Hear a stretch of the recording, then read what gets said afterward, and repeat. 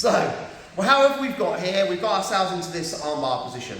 So today we are going to focus around if my partner has got some sort of gable grip or S grip on their, as far as they're defending. We're not going to look at if our partner is doing the rear naked choke. So he's just used his hands to stop himself from being armbarred.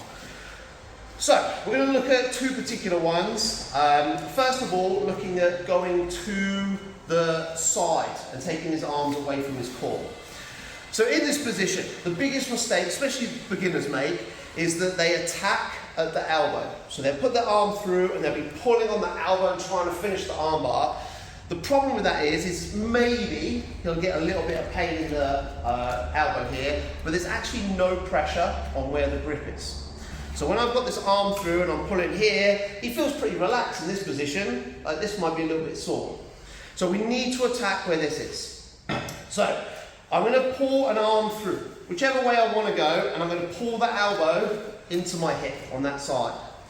Then I'm going to take my other hand through, I'm going to go as deep as I possibly can. So try to go right to the elbow and up to the wrist. Then we're going to start to pull down to that side. So if my left arm has been the one that's gone through, I'm going to fall to the left.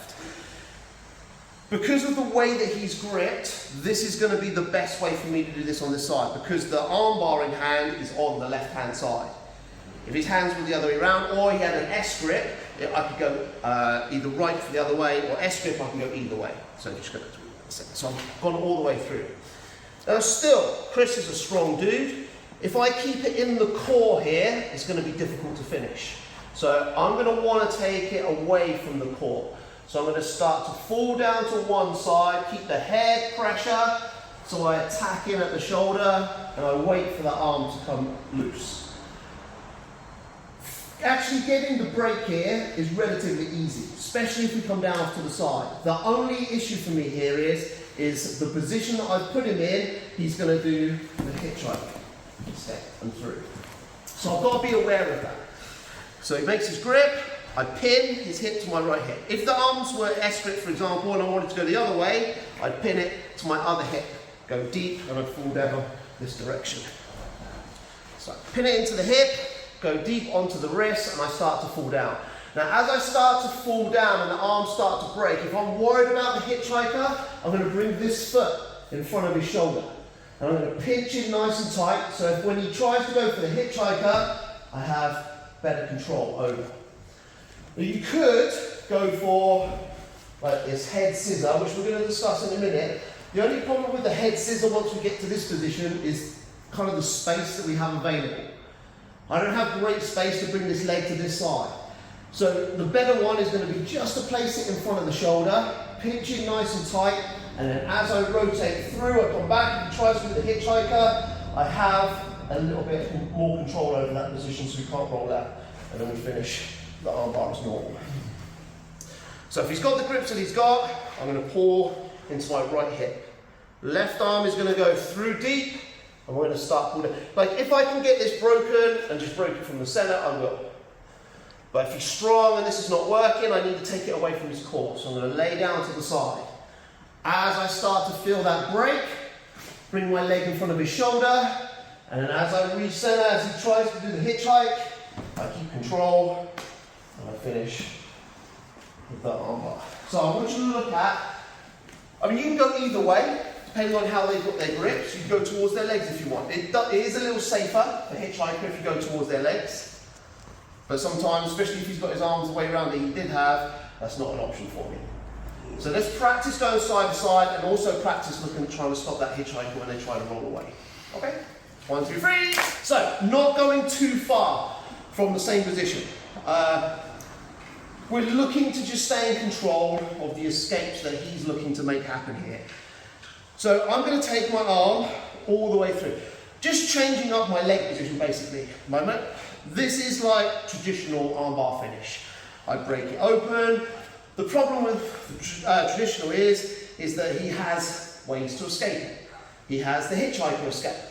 He has take the leg off the head and sit himself up. So we're going to look at trying to nullify a couple of those. Arm is going to go through.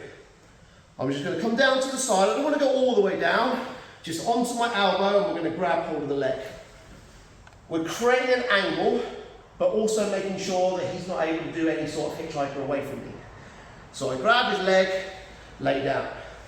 The body leg is going to go through this gap.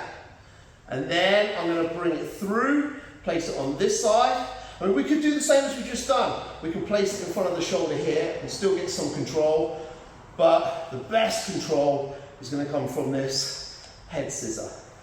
So my leg goes through. Actually, in this position, if he does decide to sit himself up, then we go for triangle. We can even still finish the armbar from here. Bring the leg through, leg over the top into the head scissor. And then we come back to the middle. Now I have a lot better control. If he wants to hitchhiker out, the control I have over both shoulders, and also this leg is nice and tight, but if he does manage to get that leg off of the head, we'll go over that in just a second. So, now I just need to get those arms broken apart. So I'm going to do the same thing, come through, break, keep that head scissor in nice and tight, recenter up, we'll finish the armbar. If he manages to get the head leg off, I'm going to triangle the legs and place my foot to the floor, and instead of having my knees pinched, I'm going to flare this knee in. So if he tries to sit himself up, I have heavy leg onto this shoulder.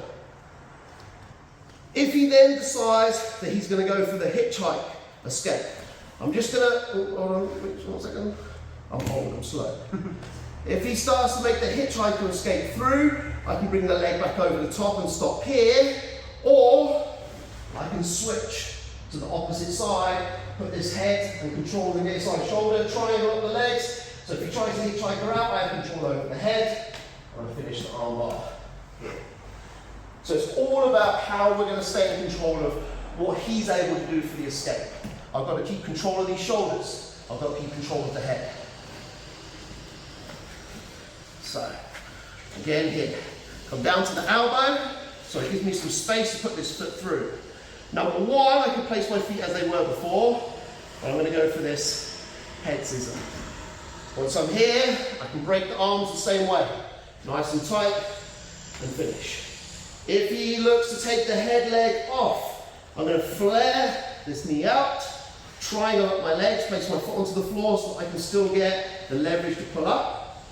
If my partner decides to go hitchhiker, I could switch back here, or if he gets a little bit further, bring my knee down in front of his face, triangle up the legs, good pinch on the shoulder, and so the angle here is not on my chest, because my chest stops the arm.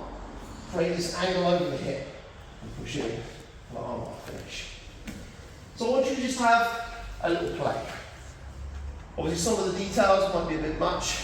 For some of you, if you have any questions, let me know. But have a little play and see how you can stay in control. And the person on the bottom, don't go crazy, but just kind of play with the movement. Take the head leg off. Try to sit up, try to spin out, but not full speed. 1, 2, 3, let's go.